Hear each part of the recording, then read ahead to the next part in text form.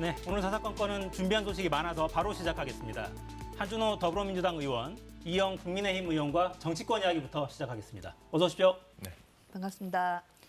자, 오늘 북한에서 반응이 나왔죠? 문 대통령이 유엔 총회에서 종전선언을 제안했는데 이틀 만에 반응이 나왔습니다.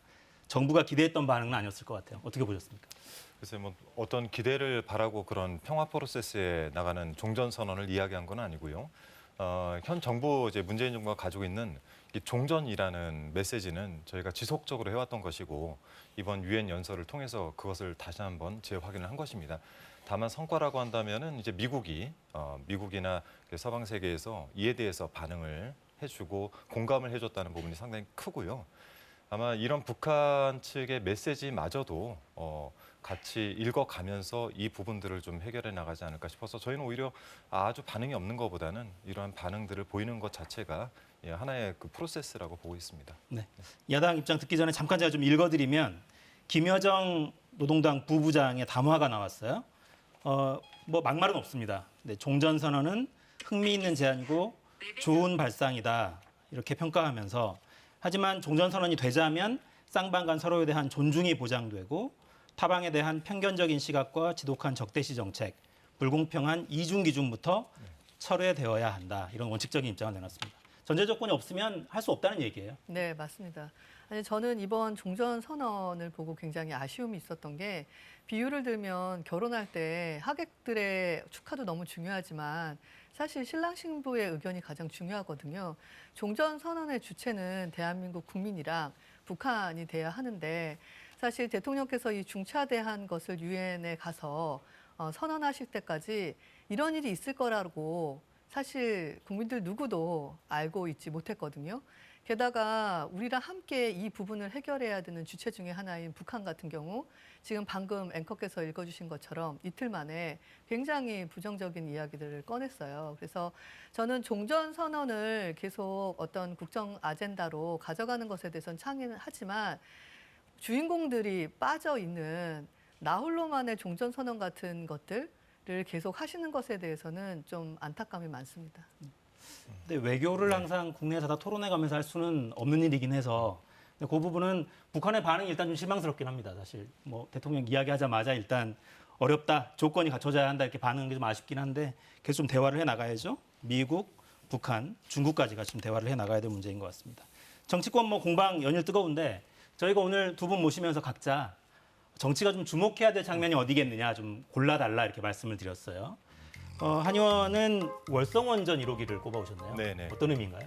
맞습니다. 지금 이제 월성 1호기 삼중수 유출과 관련돼서 민간 조사단이 꾸려져서 연일 조사를 했고 그 과정 중에 삼중수가 아주 단연간 유출이 됐다라는 보도가 나왔음에도 실은 저희가 너무 정치적인 이슈에 묻혀 있다 보니까 안전 문제가 배제되고 국민들께 잘 전달이 되지 않은 것 같습니다. 그래서 이번 출연을 통해서 월성 1호기의 문제점, 작년 국감 때는 파장치의 결함 문제라든지 아니면 월성 원전의 공급 문제라든지 이런 부분들을 제기를 했음에도 이게 너무 잘 알려지질 않는 것 같아요. 그래서 민간조사단의 지금 조사 결과가 곧 있으면 또 이제 국감 통해서 나올 텐데 국민들의 안전을 위해서 이제 월성 원전, 특히 방사능이 다수 유출되고 있다는 사실들을 좀 국민들께 좀 알리고 이 부분들, 안전에 대한 문제를 여야가 좀 손잡고 해결해야 된다라는 말씀을 꼭 드리고 싶었습니다. 네. 현재 이 사안은 그러니까 조사가 진행 중인 사안. 그렇죠. 일부 조사가 완료가 됐고요. 네, 1차 조사가 완료가 됐고 이제 조사가 더 이어지겠지만 현재까지 조사 결과로 봤을 때는 단연간 월성 원전에서 삼중수라고 하는 방사능 물질이 유출이 지속적으로 되어 왔고 그 양이 적지가 않다라고 밝혀지고 있습니다. 네. 국민 건강에 영향을 미칠 수 있는 사안이니까 네. 조사가 진행이 되고 대책을 좀 만들어야 될 것 같긴 합니다. 이 의원님은 자영업자 합동 분향소를 꼽아오셨군요. 네. 굉장히 가슴 아픈 일인 것 같습니다. 지금 누적 인원으로 해서 22분 정도가 극단적인 선택을 하셨다라고 지금 발표되고 있는데요. 이게 코로나는 천재지변이 맞는데 그 이후에 지금과 같은 비극은 사실은 인재에 가깝다고 저는 생각합니다. 소상공인 여러분들이 손실보상에 대해서 국회 앞에 와서도 엄청나게 많은 얘기를 하셨고요. 재난지원금 전 국민한테 지급하자라고 했을 때도 국민의힘에서는 취약계층에게 두텁게 지원하자라고 끝까지 말씀을 드렸었습니다. 국회가 원활히 이런 부분들이 해결이 되지 않으니까 급기야 아시는 것처럼 자동차 시위를 하셨는데 굉장히 많은 분들이 또 구속되셨어요. 그래서 국가가 사실은 기본적으로 해야 될 것은 뭐냐면 적으로부터 국민의 생명을 지켜야 하고 의식주에 관련한 위협을 받지 않도록 리더십을 발휘해야 되는데 굉장한 애석함이 크고요. 돈이 없어서나 쌀이 없어서 굶는 게 아니라 정책적으로 판단에 대한 실수로 이런 일이 반복되고 있기 때문에 결정난 것이니까 재고하지 말자가 아니라 손실보상이랑 재난지원에 대해서 어떻게 취약계층한테 가져갈 것인지 지금이라도 폭넓게 의논해야 된다고 생각합니다. 네. 의원들을 모시면 주로 저희가 당장의 정치 현안들을 주로 토론을 하게 되는데 이렇게 안전, 삶이 담긴 것들을 말씀해 주시니까 좋네요. 그러니까 정치권에서도 이런 토론들을 좀 적극적으로 했으면 좋겠어요. 네. 네. 손실보상법 이런 논의도 좀 깊게 해가야 되니까요. 네, 현안으로 좀 넘어가죠. 오늘 국회 법사위 진행이 됐습니다. 현안 질의가 있었는데 역시 고발 사주 대장동 의혹으로 공방이 오갔습니다. 영상부터 보시겠습니다. 이재명 후보 측에서 고발한 선거법 위반 사건을 공안부에 배당을 했어요. 그러니까 대장동 사건의 실체를 파헤치겠다는 의지가 검찰이 전혀 없는 겁니다. 이거 그야말로 내로남불의 전형이죠. 민주당이 고발한 사건은 신속하게 처리하고 모든 언론과 우리 당에서 주장하는 이 대장동 특혜 사건의 실체를 밝히라는 이 주장에 대해서는 묵살을 하고 있는 거예요. 이게 정치검찰이지 뭐겠습니까? 네, 권성동 의원님께서 지적하신 형사 2부에 지금 배당돼서 핵심은 지금 권 의원님께서 말씀하신 그 화천대유의 소유자가 누구냐, 특혜를 줬는지 그 여부기 때문에 이 고발 내용을 확인하는 과정에서 저는 사건의 진상이 규명이 될 거라고 생각합니다. 법과 원칙에 따라서 아주 신속하게 규명할 필요성이 있다고 그렇게 판단되었습니다. 특수부를 동원해야지.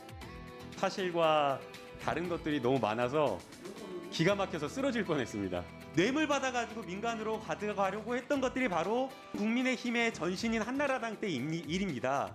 지금 국민의힘은 그거부터 사과해야 되는 겁니다. 사업자가 가져갈 이익을 빼앗아 가지고 성남 시민들에게 돌려준 겁니다. 그렇다라고 한다면, 이런 노력을 했다라고 한다면 적어도 공공의 이익을 환수하기 위한 굉장한 노력을 했다라고 평가해야 되는 거 아니겠습니까? 권성동 의원님?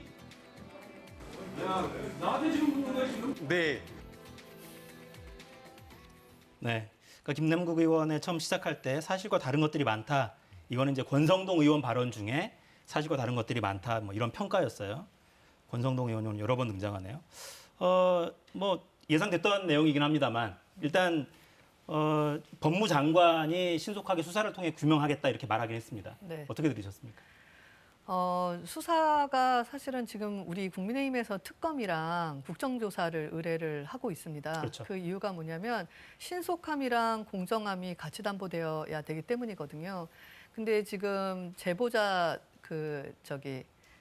아니라 고발 사주 같은 경우도 보면 김웅 의원이 피의자가 아니라 참고인이었음에도 불구하고 굉장히 신속하게 빠르게 압수수색이 이루어졌습니다.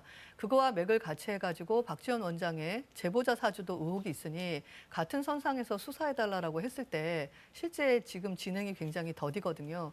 게다가 이 대장동 화천대유 관련해 가지고는 지금 수십억의 현금 흐름이 이 계좌이체가 아니라 현찰로 이동했던 것들이 지금 드러나서 경찰 쪽에다가 6개월 전에 의뢰를 했는데도 수사 착수가 되고 있지 않았습니다. 따라서 특검을 왜 우리가 주장을 하냐면 공정하고 정확한 수사가 빨리 이루어져서 사실 지금 여와 야가 싸우는 이 모든 것들이 국민들이 정치권에 대한 불신으로 이어지고 있거든요. 특히나 대선을 앞두고 있기 때문에 빠른 종식이 필요하기 때문에 요청드리고 있는 상황입니다. 그러니까 검찰 수사보다는 특검으로 가자라는 네. 게 지금 주장이신 네. 거고요. 근데 여당은 받을 수 없다는 거잖아요.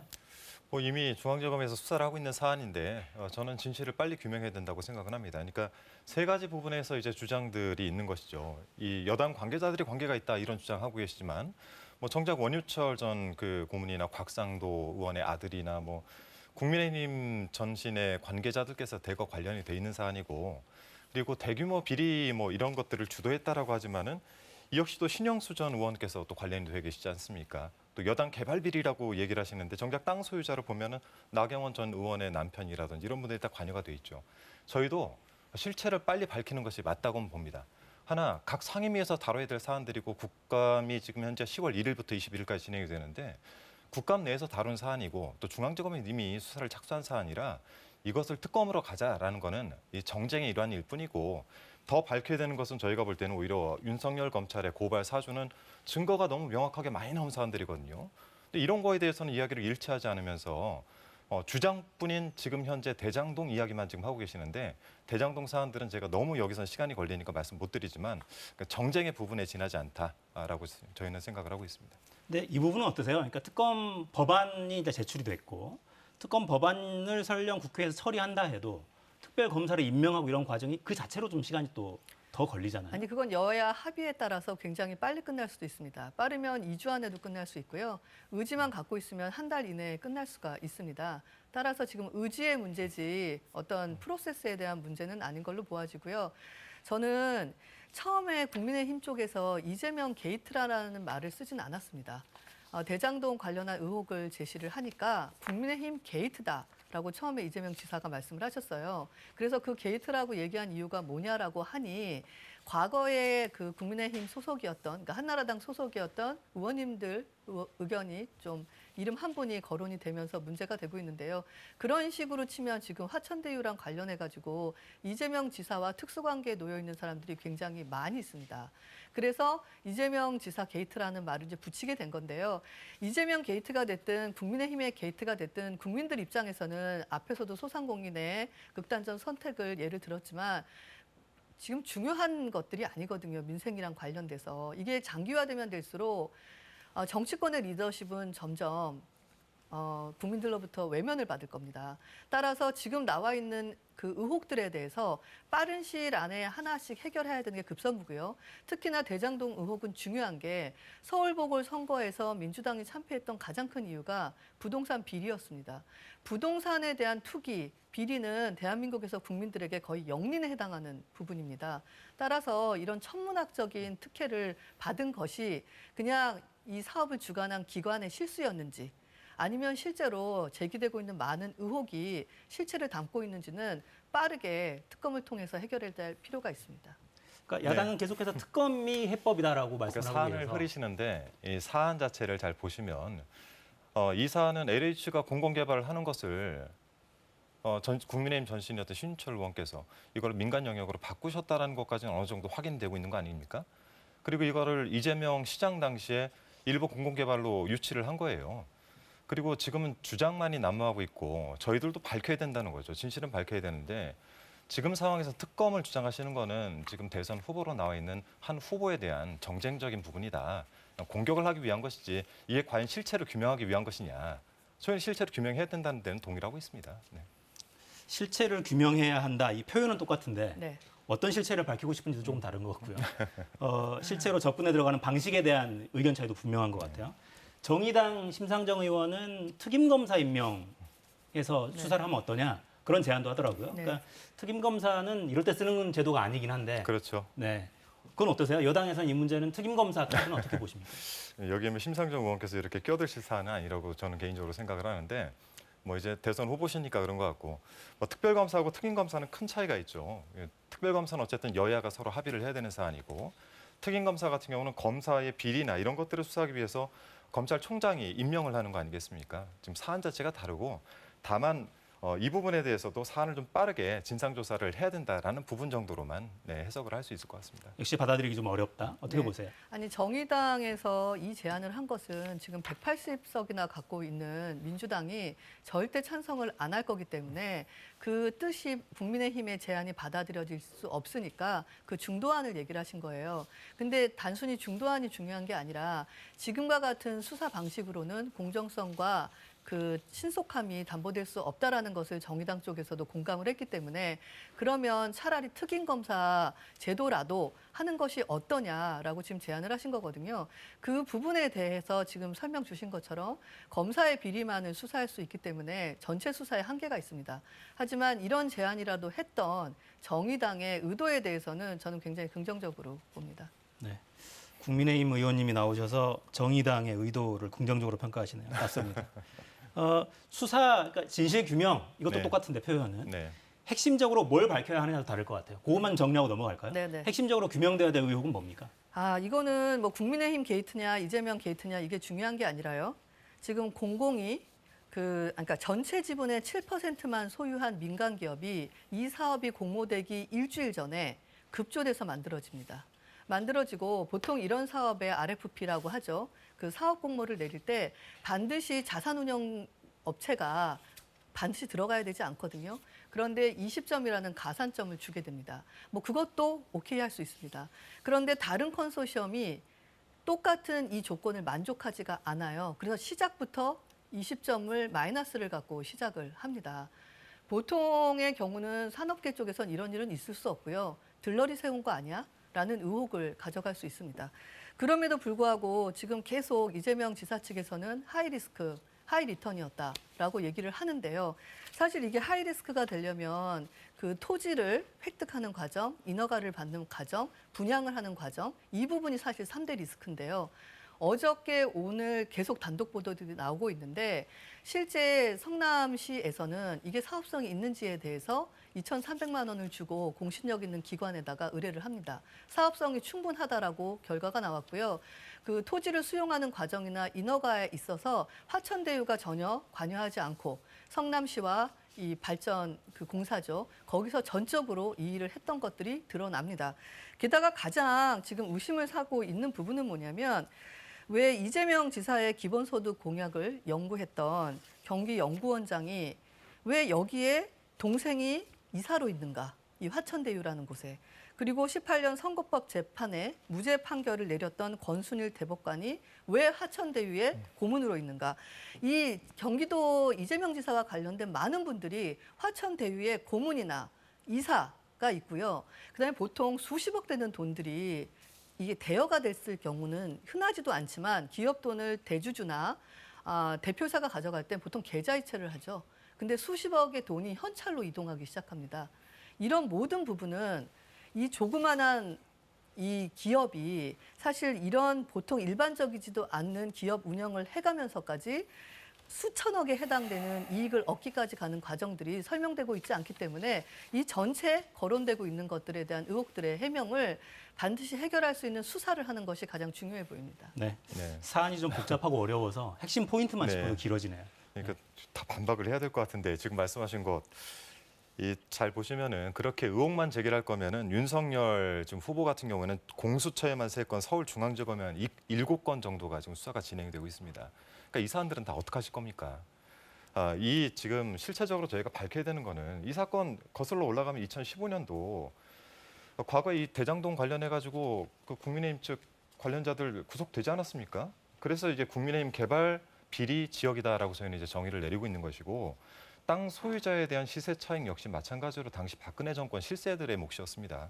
그러니까 저희는 이런 부분들에 대해서 과연 왜 이재명 지사가 민간 영역에 있던 것을 시장 논리에 맞지 않게 공공개발 분야를 붙여가지고 같이 진행을 하게 됐느냐에 대한 부분들도 저희 같이 살펴봐야 되는데 지금 한 방향에 대한 주장만 지금 난무한 거예요.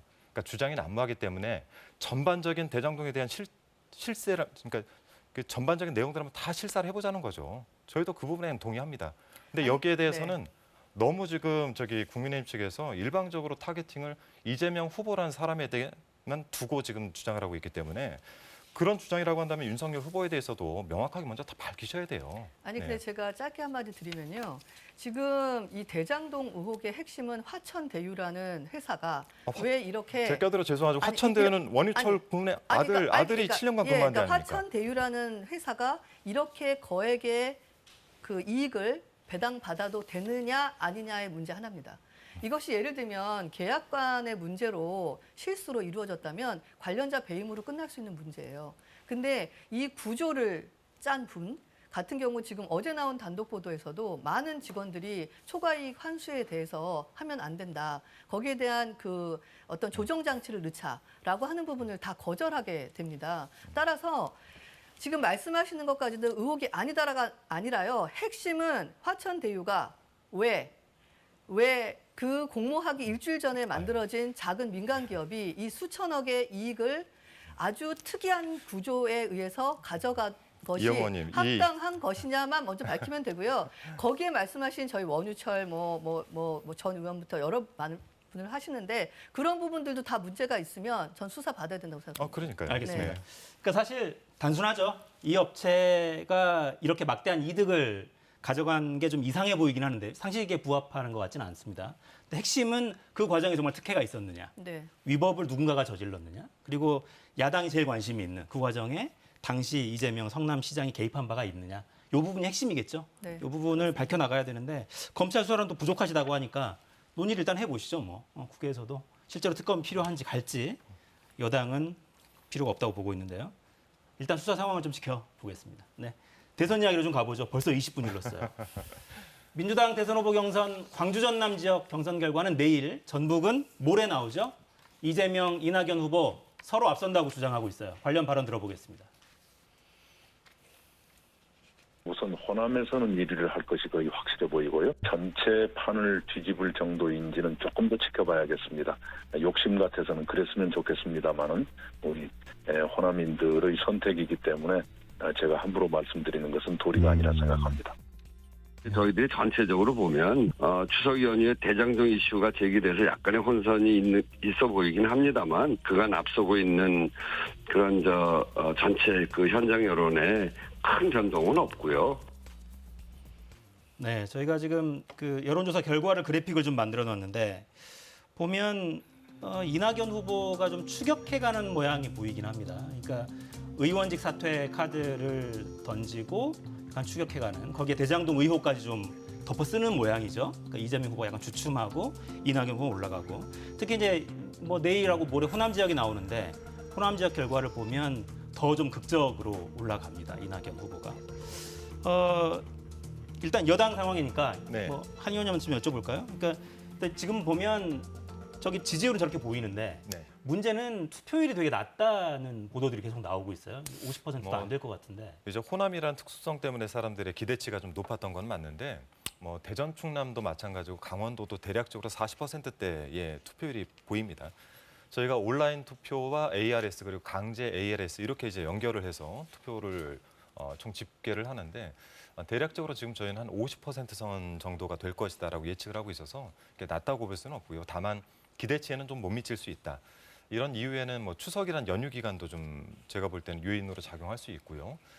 또 한편에서는 이제 후보들 한 분 한 분을 주식시장에서 종목이라고 본다면 공시가 굉장히 중요한데 현재 나오고 있는 공시라고 할 수 있는 여러 가지 사건이나 아니면 이제 언론 보도들이 좀 투표에 좀 주춤하게 한 것도 없지 않아 있을 것이다라고 좀 판단하고 있습니다. 내일 모레 결과는 어떻게 예측하십니까, 당내에서? 우선 이제 선거는 지지율과 추세 두 가지를 한꺼번에 봐야 되는데 추세 면에 있어서 분명히 이낙연 후보의 추세가 좋습니다. 그렇기 때문에 저희 뭐 당 입장에서는 상당한 접전을 벌이는 것 자체가 당 경선에서는 좋은 면이 있어서 이 호남 지역의 민심을 좀 읽어볼 수 있는 척도라 과연 추세를 유지할 수 있을 것인지 아니면 지지율을 유지할 수 있을 것인지 이 두 가지에서 같이 놓고 볼 수 있겠죠. 네. 상대당이라 좀 조심스러우실 것 같긴 한데 네네. 어떻게 보십니까? 이낙연 후보가 의미 있는 발판을 마련할 수 있을 거라고 보세요? 저는 호남에서 그러실 수 있을 거라고 생각이 듭니다. 사실 이재명 지사 관련해 갖고 많은 논란이 있었는데요. 심지어 뭐 굉장히 사적인 스캔들까지도 있었는데 이게 흔들리기는 했어도 한 번도 꺾이지 않는 추세로 올라가셨거든요. 근데 지금 최근에 여론조사를 보면 확실히 대장동 의혹 관련해서는 민심이 좀 많이 돌아서고 있는 듯한 느낌을 받습니다. 처음으로 주춤을 넘어서 지지도가 살짝 꺾이셨거든요. 그래서 이번에 사실은 뭐 골든크로스를 할 정도의 그 압승까지는 사실 조심스럽고요. 근데 그 격차를 의미 있게 좁힐 거라고는 예상이 되고 있습니다. 그러니까 관건은 그거잖아요. 과반 득표를 계속 유지를 할 것이냐. 네. 과반 득표로 가면 결선 투표 없이 그냥 끝나니까. 네. 뭐 실은 이제 호남 선거가 끝나고 나면은 10월 3일에 인천에서 있는 2차 슈퍼이크가 있습니다. 그러니까 지난번에 1차 슈퍼이크 때도 64만 명 정도의 표, 그러니까 70%의 참여율이 있으니까 한 42만 명 정도의 그 저희 당원들이 참여를 했단 말이죠. 일반 여론조사까지 포함해서. 그러니까 2차 슈퍼위크까지 어떠한 추세를 유지하는가가 사실 가장 관건일 것 같습니다. 네, 그래서 그런 면에 있어서 호남에서는 50%대를 유지를 할 것이냐, 말씀대로 아니면 추세로 접전까지 따라갈 것이냐, 이 부분이 가장 저희가 바라봐야 될 시점이 아닌가 싶습니다. 그러니까 일단 경선 열기 자체가 붙지 않는 게 그 자체로 당 입장에서는 부담스러운 상황일 그렇죠. 것 같긴 해요. 네, 네. 네, 그러니까 핵심 당원들, 그러니까 선거인단으로 등록한 분들도 참여를 망설이게 되는 네. 이런 상황이어서 근데 전반적으로 쫓아가는 입장에서 조금 더 속이 탈 것 같고요. 확 불이 붙어야 네. 치고 올라가는 기세에 따라 표가 많이 모일 텐데 현재 1, 2위 간 표 차이는 11만 표입니다. 이걸 얼마나 따라붙을지 지켜보시죠. 자, 이제 국민의힘 상황도 한번 봐야죠. 어제 2차 TV 토론이 있었습니다. 저희 준비한 영상 있습니다. 보시겠습니다.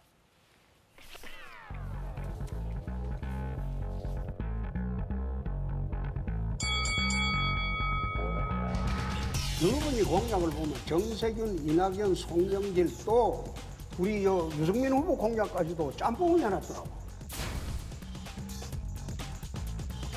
정책 갖다 쓰는 건 좋습니다. 근데 그 때문에 별명이 하나 새로 붙은 거 알고 계십니까 혹시? 어떤 거죠? 카피 닌자라고 혹시 아십니까?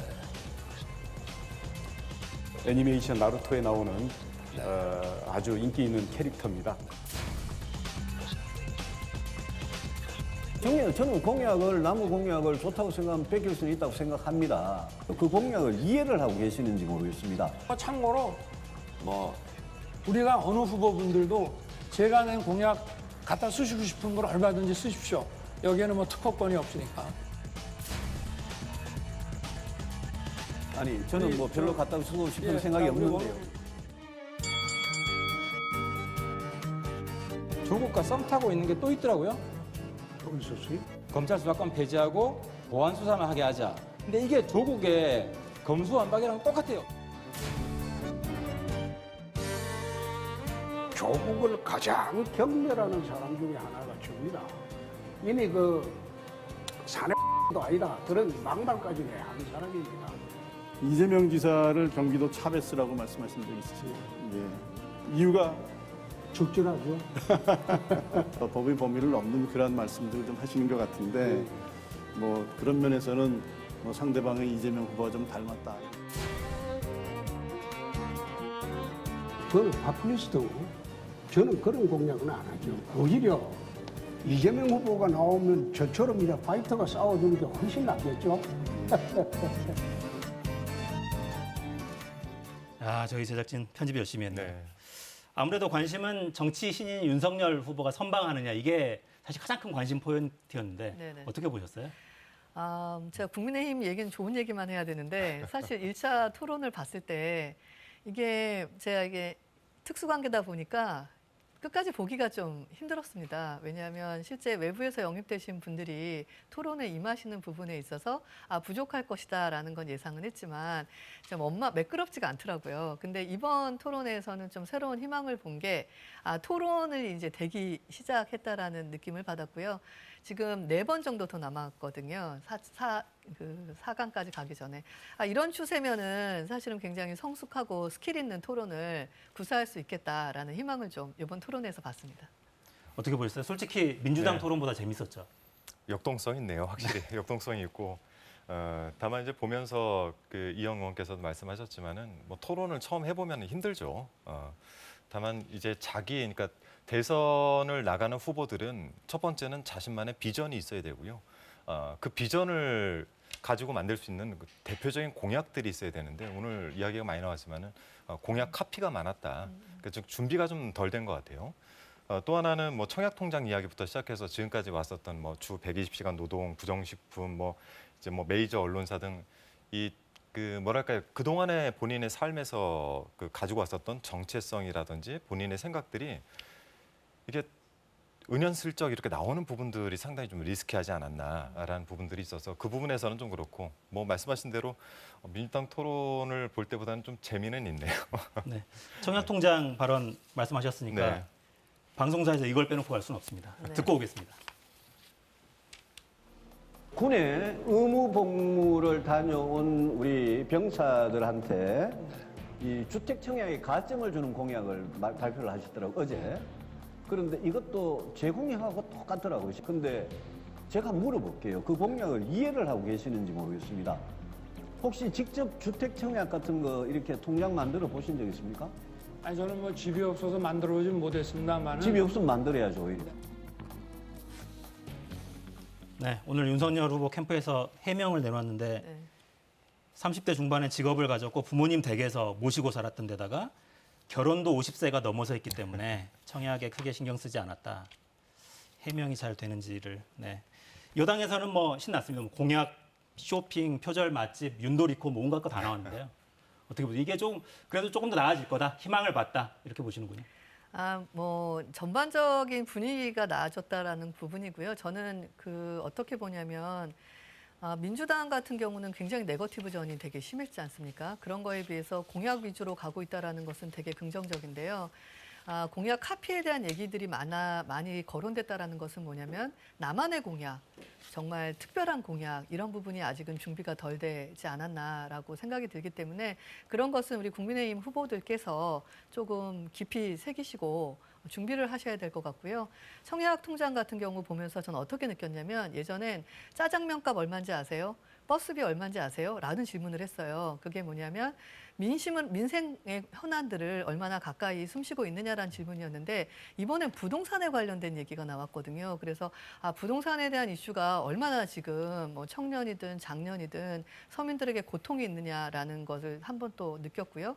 그러면서도 불구하고 저는 윤석열 전 총장님의 어떤 뭐 설명보다는 이제는 내가 대선 후보로서 정책적인 큰 거시적인 아젠다에 대한 것도 준비를 해야겠지만 정말 하루하루 숨쉬는 우리 국민들의 일상에 대해서도 진정한 의미에서 관심을 가져야겠다라는 생각하는 기회가 되셨을 거라고 생각합니다. 네, 두 분 이제 앞으로 자주 나오실 거니까 예상을 얼마나 잘하시는지 제가 이거 시험을 한번 보겠습니다. 네. 간단하게. 2차 컷오프는 그러니까 4명으로 추리는 거죠. 그러니까 1, 2, 3등은 대략 보이는 것 같아요. 누가 1등이 될지는 모르겠지만 네네. 1, 2, 3등까지는 보이는데 4위가 누가 될지가 좀 궁금하긴 합니다. 네. 막차를 누가 탈지. 네. 자, 상대당 막차를 누가 탈 것 같습니까? 저는 원희룡 지사께서 마지막 막차를 좀 타지 않으실까 예상을 해봅니다. 네. 원희룡 후보. 저는 저희 식구이고 다들 친하셔가지고 잘 모르겠고요. 몰라야만 하고요. 근데 조금 더 국민들이 이해할 수 있는 준비들을 하셔야 될 것 같아요. 그래서 뭐 특정 아젠다에 대해서만 너무 가중치를 두신다던가 아니면 특정의 어떤 정치적 성향이 있는 분 쪽에 공약을 많이 내신다거나 하면 좀 불리하지 않으실까라는 생각을 합니다. 네. 이럴 때는 실명 토크를 해주셔야 되는데. 네. 민주당 오늘 토론회가 있죠? 네. 민주당 부산 경남 대선 후보 토론회. 저희 방송 끝나고 오후 5시 반부터 시작이 됩니다. 부산 경남 지역에서는 KBS 1TV로 생중계가 되고요. KBS 부산 유튜브 채널에서도 보실 수 있습니다. 누가 대통령이 되면 좋을지 한번 살펴보시기 바랍니다. 지금까지 이영, 한준호 의원과 함께했습니다. 두 분 고맙습니다. 네, 고맙습니다.